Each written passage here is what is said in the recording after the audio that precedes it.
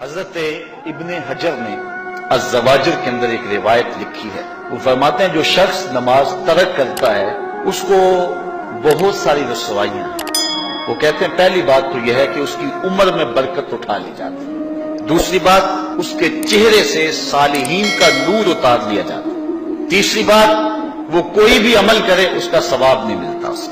چوتھی سزا دنیا پر اس کو یہ ملتی ہے اس کی دعائیں قبول نہیں ہوتی. اور پانچویں سزا اس کے لیے یہ ہے کہ اس کے لیے جو نیک لوگ دعا کرتے ہیں ان دعاؤں کا حصہ اسے نہیں ملتا. مومن نیک سحری وقت اٹھ کے دعا مانگتے اللہ پوری امت پر کرم کر دے تو یہ بھی امت میں شامل ہے. دعا اللہ والے کی تو قبول ہوئی لیکن اس کا حصہ نیک لوگوں کی دعاؤں سے نکال دیا جائے. یہ دنیا پر اس کو سزائیں ہیں. اور جب وہ مرنے لگتا ہے نزا کے وقت تین اس کو سزائیں ملتی ہیں. ایک تو بھوکا مرتا ہے, دوسرا پیاسا مرتا ہے, تیسرا ذلیل ہو کے مرتا ہے. اور قبر کے اندر اس کو تین سزائیں ہیں. حضرت امام ابن حجر کہتے ہیں ایک تو اس کی قبر تنگ کر دی جائے گی حتیٰ کہ ادھر والی پسلیاں ادھر اور ادھر والی پسلیاں ادھر. دوسرا اس کی قبر میں آگ ڈالی جائے گی. جو اللہ کی حضور نہیں چھپتا اس کی قبر اس لائق ہے کہ اس میں آگ ڈالی جائے. اور تیسری اس کے اوپر ایک اژدہا مسلط کر دیا جائے گا جس کا نام ہے شجاع الاقرع. اور جب وہ ڈنگ مارے گا تو 70 گز تک وہ شخص زمین میں دنس جائے گا اور وہ مسلسل یہ ڈنگ مارتا رہے. اور کہا کہ تین سزائیں اس کو حشر میں پہنچیں گی. ایک تو اس کا حساب سختی سے لیا جائے گا. دوسرا اللہ تعالیٰ جل شانہ اپنے قہر و غضب کا اس پہ اظہار کرے. اور تیسری اس کو سزا یہ دی جائے گی کہ اس کو جہنم میں ڈال دیا جائے گا. میں اور آپ آج کی اس بزم میں یہ پختہ عزم کر کے اٹھیں کہ آج ہم خود بھی اور اپنی اولاد کو بھی اپنے دوستوں کو بھی.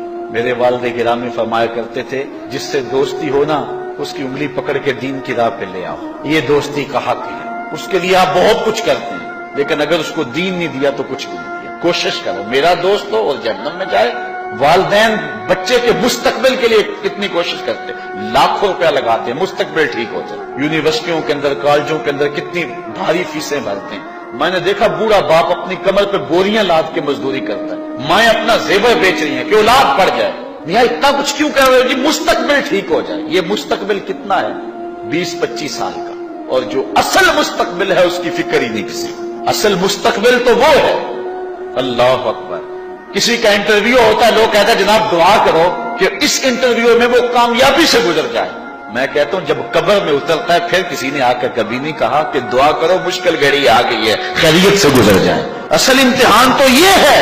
اگر اس امتحان سے گزر گیا تو کامیابی اور بامرادی. یہ تھوڑا سا مستقبل دنیا کا اس کے لیے ہم کتنے پیسے لگا دیتے ہیں. سب کچھ اولاد کو آتا ہے, ہر شے فر پڑھتے اور بولتے ہیں, دعائے قنوت بھی نہیں آتی ہوتی. تو ہم اپنی اولاد کے لیے دین کا تحفہ اس کو کبھی نہ چھوڑیں. اچھا بعض والدین کی ایک سستی ہے, وہ آتے جناب تعویذ کر دو ہماری اولاد نماز نہیں پڑھتی. کہتے ہیں جی ہماری تو چلو گزر گئی ہم تو نہیں پڑھتے یہ تو پڑھیں. میں کہتا ہوں یہ کیوں پڑھیں جب تم نہیں پڑھتے. تم مجھ سے تعویذ لینے آگے ہو جو تعویذ اللہ کے رسول نے تمہیں دیا تھا کہ 7 سال کے ہوں تو پکڑ کے انگلی مسجد کا راستہ دکھاؤ, 10 سال کے ہو جائیں تو مار کے پڑھاؤ, ان کے سینے میں اللہ کا خوف داخل کرو, ان کو قرآن کی تلاوت سکھاؤ. علموا اولادکم 3 خصال. اپنی اولاد کو 3 چیزیں سکھاؤ. حب نبیکم, ایک اپنے نبی کا پیار سکھاؤ. وحب اہل بیتہ, رسول اللہ کے اہل بیت کا پیار سکھاؤ. وتلاوت القرآن, اور قرآن کا پڑھنا سکھاؤ. چھین لو سیڑھیاں ان کے ہاتھوں سے گانے والی, چھین لو ان کے ہاتھوں سے ناول اور ان کے ہاتھ میں قرآن دے دو. کتنے خوش نصیب دن تھے, گلیوں سے گزرتے تھے گھروں سے قرآن کے پڑھنے کی آواز آتی تھی.